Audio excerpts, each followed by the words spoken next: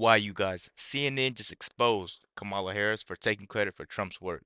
Check this out. Tonight, K-File investigates. In a new report you'll see first out front, the K-File team scoured Kamala Harris's tweets and statements going all the way back to 2017.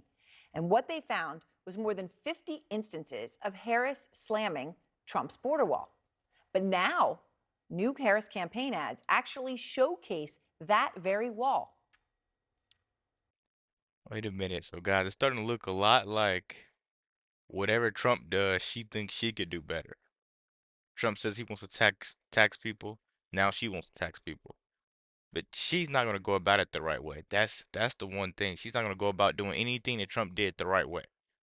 Just so she's gonna try to literally mock him now at this point. As a border state prosecutor, she took on drug cartels and jailed gang members for smuggling weapons and drugs across the border. And on top of critical tweets, Harris also wrote in her 2019 book, quote, "There was a bigger reason to oppose the border wall. A useless wall on the southern border would be nothing more than a symbol, a monument standing in opposition to not just everything I value, but to the fundamental values upon which this country was built. How could I vote to build what would be little more than a monument designed to send the cold, hard message, keep out?" Well, K-File's Andrew Kaczynski joins me now. So, Andrew. Isn't it crazy how all this stuff unfolds? Isn't it crazy? She's like the biggest contradiction, hypocrite, whatever you want to call it. She's the biggest of it because one time she wants the border closed, then she wants the border open so she can sneak in a bunch of illegals and ruin our country and get a bunch of votes and give them free housing while our veterans have no housing. It's it's just weird how all this stuff is starting to unfold and how it's all starting to make sense now and how evil these Democrats are and how evil and how far they're willing to go to push their agenda. Man, this is insane. I mean, you all have gone through, I mean, scoured an incredible amount of material.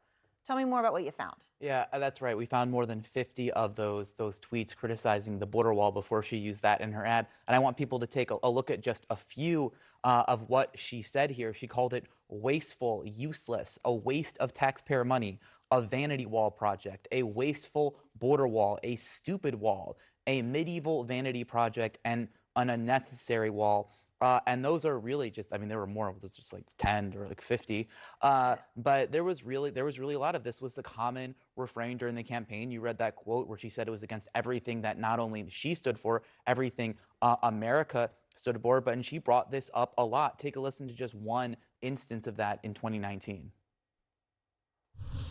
It's the president's vanity project. His multi-billion-dollar vanity project called a wall is nothing more than a distraction from the fact that he actually hasn't focused on working people in America. He contrived a national crisis around his big distraction. All right, so you go through all. I'll just tell you guys this right now. After 2020 was over, I tried to buy a house, and well, I didn't try to, I did. I bought a house, and I tried to like flip it, but it was so hard and it took so long because the prices of wood was so expensive, and it just was like a huge waste of money in the end. And it's all under the Biden presidency. I think when we look at voting now, this is what we have to take in. You're voting for intelligent versus ignorant. That's all you're voting for. And it's obvious who the ignorant person is here. I don't know how we can keep getting that confused. She's trying to take credit for anything that this man does. Anything. And she's trying to put her lipstick on it. I don't like that, man. Man, I don't like that.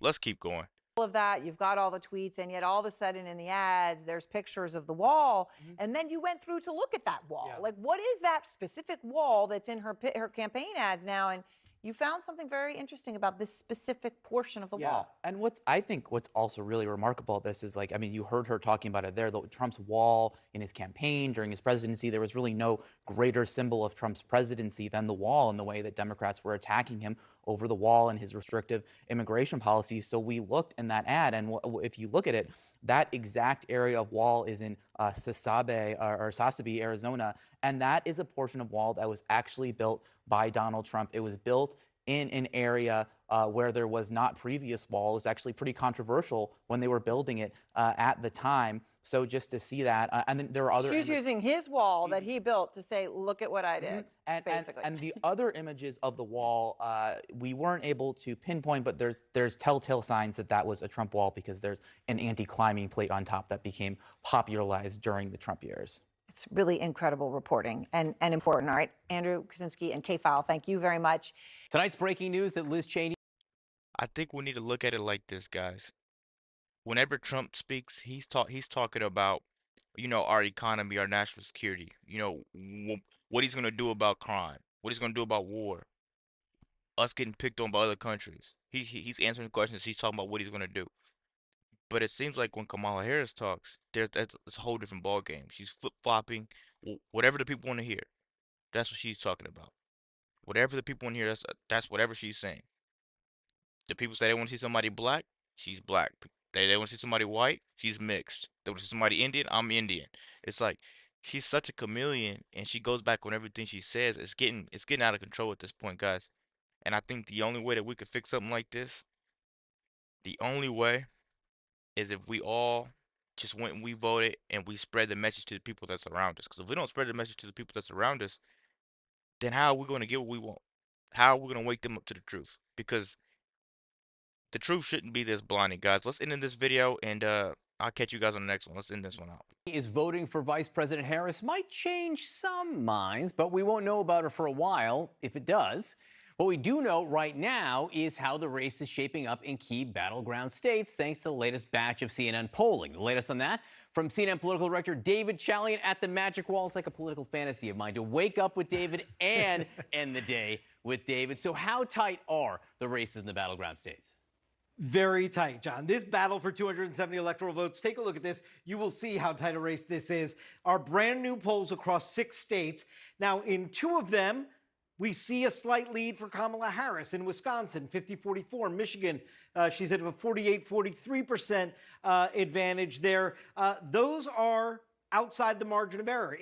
And these places, I don't want to say it, but these places that she's winning in, look at the crime rate. Look at the crime rate. That's all I want to say is look at the crime rate and look at the people that are predominantly there. These are people that are not known to have facts. That's all I'm gonna say. And this is something that I do know. So let's keep going. In Arizona, we see the reverse. We see Trump outside the margin of error. And in Georgia, Nevada, and Pennsylvania, look at that in Pennsylvania, a dead tie. These states have no clear leader, well within the margin of error, and they could determine which candidate gets to 270 electoral votes. Why so tight? Look at this gender gap, John. This is going to be one of the things we watch all the way through November.